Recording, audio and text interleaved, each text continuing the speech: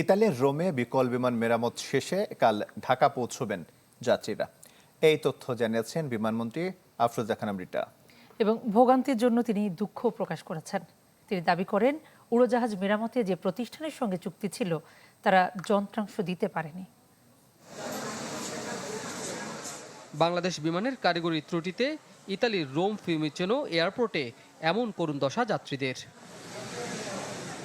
Toronto Rome Dhaka রুটের BG306 ফ্লাইটের 258 জন যাত্রীর 174 জনই বাংলাদেশি পাসপোর্টধারী।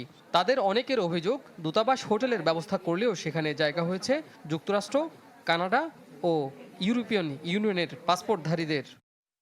না খেয়ে না ঘুমিয়ে এখানে আছি, সবারই একই অবস্থা।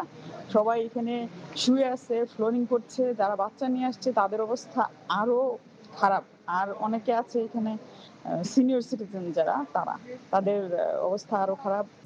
রাজধানীতে এক অনুষ্ঠান শেষে সাংবাদিকরা এ নিয়ে জানতে চান বেসামরিক বিমানমন্ত্রীর কাছে। আমরা চেষ্টা করছি ইঞ্জিনিয়ারিং সাইডে আমাদের আরও লোক নিয়োগ করব, যাতে ভালো লোক ইঞ্জিনিয়ারিং সাইডটা ইমপ্রুভ করা যায়, যাতে সামনের জন্য আর সমস্যাটা না হয়। মন্ত্রী জানান, রোববার নাগাদ ঢাকা ফিরবেন আটকে পড়া বিমান যাত্রীরা।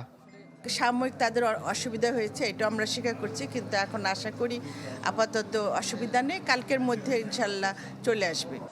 বাংলাদেশ বিমান কর্তৃপক্ষ জানায়, খুচরা যন্ত্রাংশ নিয়ে ঢাকা থেকে রওনা হয়েছে প্রকৌশলী দল।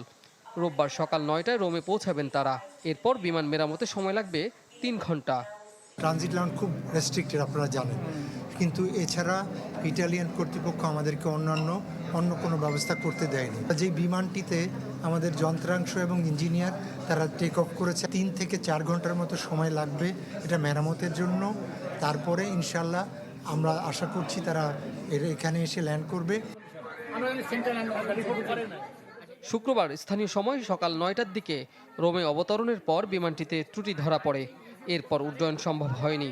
দীর্ঘ অপেক্ষায় নিম্নমানের খাবার সরবরাহ ও স্টেশন ম্যানেজারের দুর্ব্যবহারের অভিযোগ করেন যাত্রীরা। কাজী ফয়সাল, চ্যানেল 24, ঢাকা।